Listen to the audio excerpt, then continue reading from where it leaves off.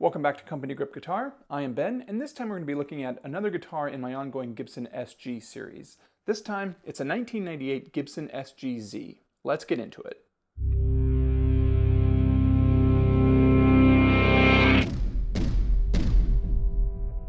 This SG-Z is probably one of my top 5 guitars that I have ever owned and ever played. It's just such a delight to pick it up and mess around with it for a few hours. But I will admit that amongst Gibson's nearly 65-year history of the SG guitar, the SG-Z stands out amongst a handful of other unique guitars in that lineup. Now, Gibson SG aficionados are no doubt going to recognize the resemblance to another SG that was released 10 years earlier, and that was the Gibson SG-90 single and double guitars. And it is true that there's a lot in common between that guitar and this guitar, but there are also a few key differences which I'll get into as the review goes on. Now, as an SG, it definitely has a lot in common with your Gibson standard SG, but there's also a lot different, maybe even more different than meets the eye. Now let's get into that. The SG-Z is a guitar that really probably shouldn't exist. The story starts about 10 years earlier when Gibson engineer J.T. Rybuloff wanted to combine some of the trendy features of the super-strats of the time, the Ibanez's, the Jacksons, the Strats themselves, and merge those features with a traditional tried and true Gibson model, in this case, the SG. And that's when the SG-90 was introduced. Now that is a predecessor to the SG-Z, but it introduced the single coil neck pickup, the longer 25.5-inch scale, and Gibson's first 24 fret neck. Additionally, you could get the notoriously flawed Steinberger KBX tremolo system. Never heard anything really good about those. Needless to say, that guitar was a failure, and after about 2 years, they pulled it from the market. So why just about 5 years later did Gibson reintroduce a nearly identical guitar with just some few minor aesthetic changes, a few electronics changes? I couldn't really tell you that, but needless to say, the SG-Z was also a failure and was pulled from the market after about 3.5 years. So you might be asking, what's with the Z, the SG-Z stuff here? As far as I can tell, when they came out with the SG-90 in 1988, they also came out with an Explorer option called the E90, and that had this very same Z tailpiece on it. They slapped that on this SG, and they also made a inlay Z for the headstock there, and lo and behold, you have this, the SG-Z. Other than that, I can't really find any significance for it. I'm guessing J.T. Rybuloff just liked the Z there, the lightning bolt, and wanted to slap it on something. So here we have the SG-Z. About the most original part of the SG-90 is the single one-piece Honduran mahogany body. One thing that I really like about the SG-90 is it has some pretty decent carves that kind of match a 1961 style. So you've got the heel angle here. It's just a little bit, but it's still there. I appreciate that. You've got decent carving on the front and back side, which leads to a real thin line here where these two angles meet. Real big fan of that. The one thing I'm not so much of a fan of is the horns are a little bit more blunt. You know, they're pretty thick, almost 1 inch thick. Would have been cool if they rounded those to a point like you find on the true 1961s. Not a point, but more of a point than what you've got going on here. Now, obviously, there's quite a bit different routing going on with this guitar, as you've got a single coil pickup here, and then on the back side, you've really only got to have room for 2 controls, which is all you get on the front side. Now let's talk about the finish options for this guitar. Originally, you had just 2 finishes, and that was platinum or verdigris or verdigris or verdigris. I'm just going to go with verdigris. Now, this is not one of those original finishes. When I got this guitar a few years back, 5-6 years ago or so, was it longer than that? Was it 10 years now? Whatever it was, the guitar smelled like an ashtray, and I tried for about 2 months to get that smell out. I tried baking sodas, I tried solvents, I tried chemicals, I tried oxygen baths. Nothing was going to get that smell out of this guitar, so I opted to have the guitar refinished at Pat Wilkins over here in San Fernando Valley, and I just went with a bright white for whatever reason. Couldn't tell you, but I happen to like the way it looks, and thankfully it still works with the original pickguard. Moving on to the neck here, we've got a bound one-piece mahogany neck, and this is an ebony fretboard. Now, just like the SG-90, this guitar also has 24 frets. Now, this is Gibson's love 'em or hate 'em train track frets, in that they're very flat on top, and these ones are a little bit tall too. They're measuring at about 55 thousandths. Definitely takes a little bit to get used to playing this guitar, and I've certainly had guitar players come over, play this guitar, and they just can't stand the way that it feels. And I'll admit that maybe the frets don't feel as good as a modern medium jumbo SG standard, but once you get used to it, it's really not too bad. Moving on to the nut here, nothing too special, it's just black plastic. And then we've got our inlaid mother of pearl Z and our inlaid Gibson logo up at the top there. Now you might be wondering, What the heck is that right there? Well, that is a Dietrich string buddy or string tender, whatever you want to call it. I installed it when I swapped out my tuners just to see how it was, if it helped the guitar with tuning stability as it's supposed to, and honestly, I'd say it's not really necessary if you get your guitar set up. That's just my thoughts on it though. Something I mentioned earlier was that the SG-90 was a longer 25.5 inch scale, and the same goes for the SG-Z, which makes this guitar a little bit unique in my collection in that it's the longer fender scale, but it's also still a set neck. Now, as far as I can recall, I think the SG-90 and the SG-Z are, other than some baritone guitars, the only 25.5 inch scale SGs that are available, but I'm happy to be wrong on that if somebody's got other information or wants to correct me on that. Now for the measurements of this neck, for the nut I'm getting a 1.71 inch. Moving down to the 1st fret here, we've got a 0.79, and all the way up here at the 12th fret, we've got a 0.89 inches.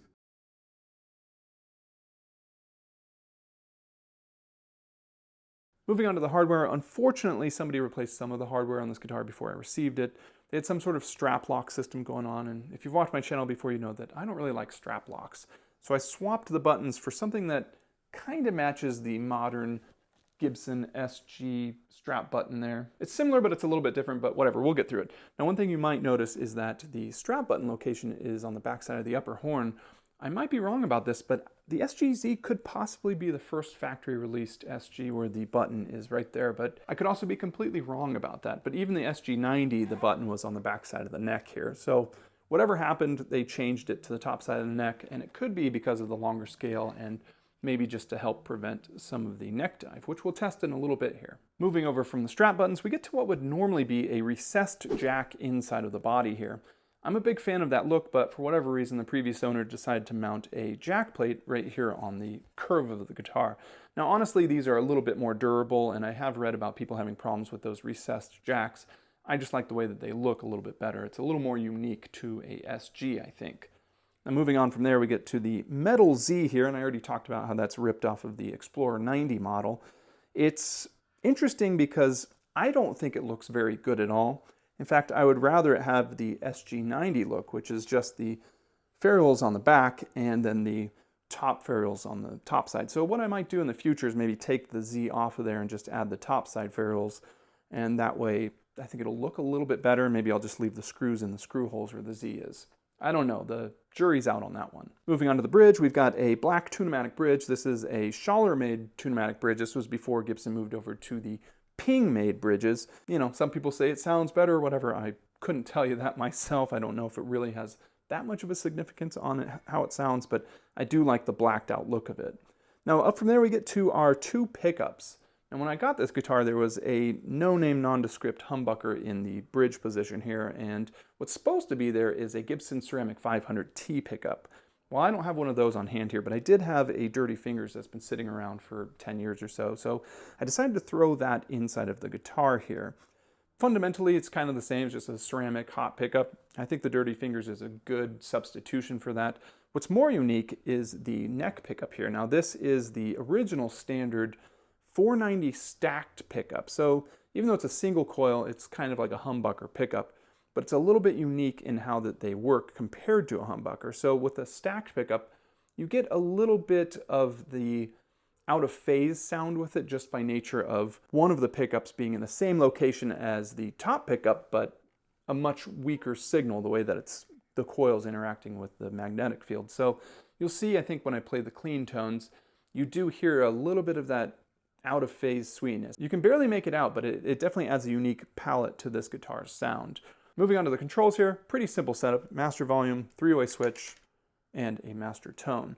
Now the previous owner did install a coil tap for whatever nondescript humbucker they had there before. Fortunately, the Dirty Fingers pickup is a 4-conductor, so I could just wire it right into the pot there. But I'll be the first to admit that coil tapping a Dirty Fingers isn't really doing you a lot of favors, in my opinion anyway. Now the readings on these pickups for the bridge pickup, the Dirty Fingers, I'm getting a pretty hot 15.54. Moving on to the neck pickup, a surprisingly hot pickup, I'm getting a 19.19. Now just for S's and G's, when I coil tap the Dirty Fingers, I'm getting a 7.82, and in the middle position, a 5.62. Moving on from there, we've already talked about our 24 Gibson train track frets. Just beyond that, we get to our traditional Gibson truss rod under the cover there. And lastly, we've got our tuners. Now the guitar originally came with Grover Rotomatic 14-to-1 tuners with the kidney bean keys. However, I replaced them with the Grover locking 18-to-1 tuners with the Keystone keys because, let's be honest, Keystone tuning keys are the best tuning keys. Moving on to the other features of this guitar, we've got our black top hat knobs with the silver disc inserts. Then we get to this kind of unique pickguard here, which Gibson stole directly from the SG-90, but they've used it on a couple other guitars since then. I think maybe the SGX or something like that are special. Anyway, this is a 4-ply black, white, black with a thin layer of this dark pearloid on top, and I like that it matches the truss rod cover, which is also multi-ply with that thin black pearloid on top. For the fret markers here, they decided to go with the split diamond inlays, which I'm a fan of, but I've read some comments online where people were less than thrilled with that look, and they were hoping that the guitar should have had split blocks or even dots. To each their own. Now, interestingly enough, the Z that's up here at the top is actually similar shape as the split diamonds, but instead of the space between the split diamonds, they put that little bar in there and offset the diamonds so it looks like a makeshift Z to go along with the Z tailpiece here. Now on the back side of the guitar, you've got a pill-shaped cavity control cover and the ferrules there, and that's about it for this guitar. Now you might be wondering, how much does a guitar like that weigh? Well, I have that answer. This one comes in at 7.83 pounds, which is 7 pounds and about 13 ounces. 7 pounds, 13 ounces. Well, how is the neck dive on a longer scale guitar with a large open book headstock? Well, let's do that test right now. This is a 2-inch strap, which is what I think most people have. So we'll get a decent idea of how the neck dive is.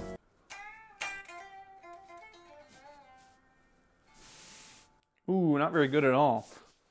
How about when you're sitting down, how is the neck dive? And that's not really anything I've ever had to worry about, but I have been getting questions about it a lot more lately. So let's see. Guitar's in my lap, play a song. Yeah, it's still gonna dive. It's a pretty thick headstock, very long neck on just a short SG body. So this guitar more or less kind of fails the neck dive test.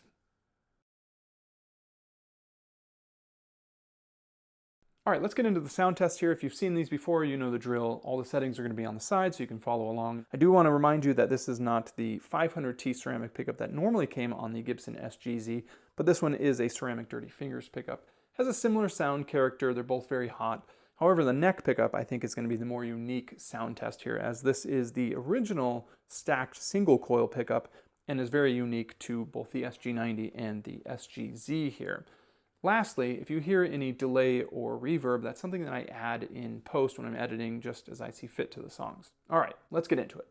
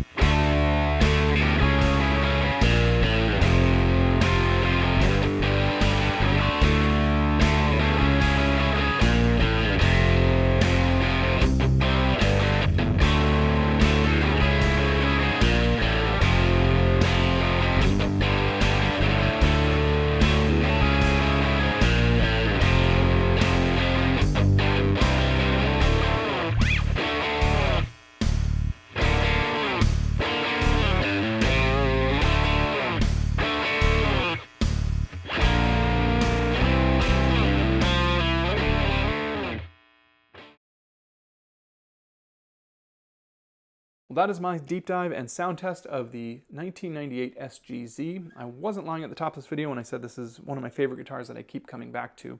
In fact, out of all my guitars that I own, Gibsons, SGs, or otherwise, I would definitely say this is one of my favorites. The two guitars I probably play the most are the SG Standard here and this SG-Z, which is kind of funny because one of them is the quintessential SG, and this one was so far removed from what an SG was that it had zero chance of being successful, and hence it was pulled from the market not once, but twice, right, with the SG-90 and the SG-Z.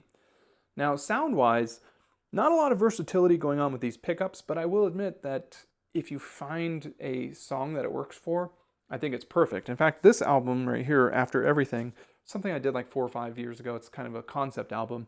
I kept coming back to this guitar, and out of the 10 or 11 tracks that are on there, 9, I don't even remember, this is the only guitar on the entire album. So this definitely fit that album's sound. But, you know, even when I'm doing the sound test here and you're listening to this guitar where I'm playing, you know, Missed Flights or something else, it's maybe not as strong of a contender as you would find with like a Les Paul with P90s, we'll say.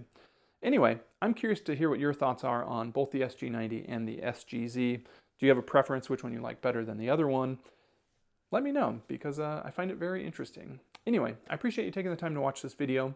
If you liked it, or you like content like this, consider subscribing or at least clicking the like button, as that helps my channel out quite a bit. All right, I will talk to you next time.